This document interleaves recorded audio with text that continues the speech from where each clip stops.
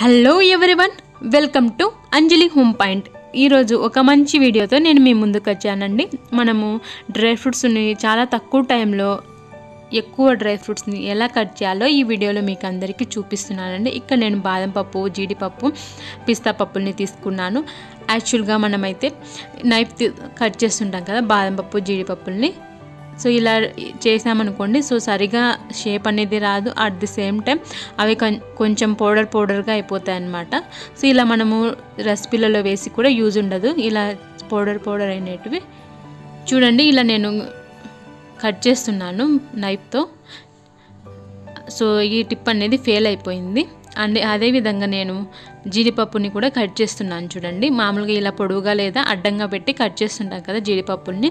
So ఇలా కొన్నిసార్లు చూడండి ఈ విధంగా పౌడర్ అయిపోతుంది. సో ఫెయిల్ అనమాట ఇది కూడా. ఇప్పుడు పిస్తా పప్పుల్ని కూడా కట్ చేస్తున్నాను చూడండి.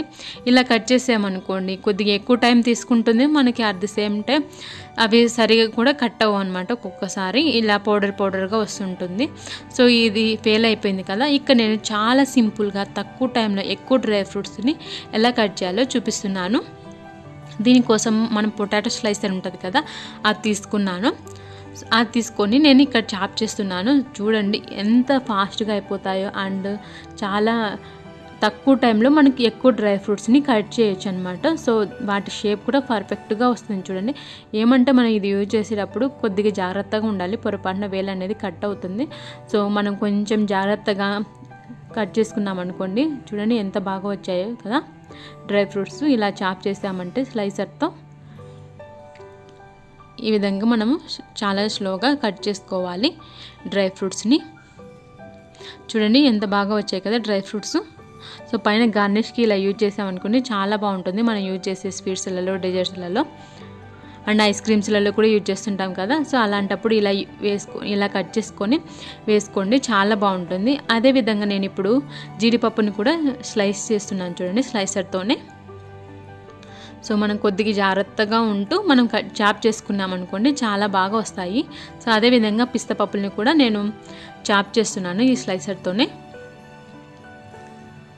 సో చాలా జాగ్రత్తగా కేర్ఫుల్గా చాప్ చేసుకొని ఇలా మీరు ఎక్కువ మొత్తంలో చాప్ చేసుకొని ఒక ఎయిర్ టైట్ కంటైనర్లో ఉంచుకోవచ్చండి. ఏం పాడవు అనమాట డ్రై ఫ్రూట్స్. మనకి ఏ రెసిపీలలో అయినా యూజ్ చేసుకోవచ్చు. ఇలా స్టోర్ చేసుకొని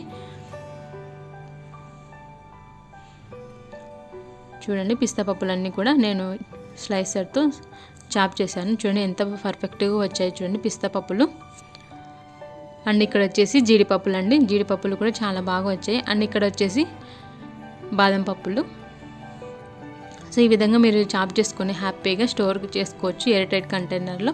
సో ఎప్పుడు కావాలంటే అప్పుడు స్వీట్లలో, డిజర్ట్లలో, పాయసం వాటిలో యూజ్ చేసుకోవచ్చు. ఐ హోప్ ఈ వీడియో మీకు అనేది హెల్ప్ అవుతుంది, యూజ్ అవుతుంది అని అనుకుంటున్నాను. మీకు కనుక ఈ వీడియో నచ్చినట్లయితే లైక్ చేయండి, మీ ఫ్రెండ్స్కి, రిలేటివ్స్కి షేర్ చేయండి. మరిన్ని వీడియోస్ కోసం మా ఛానల్ని సబ్స్క్రైబ్ చేసుకోండి. Bye friends.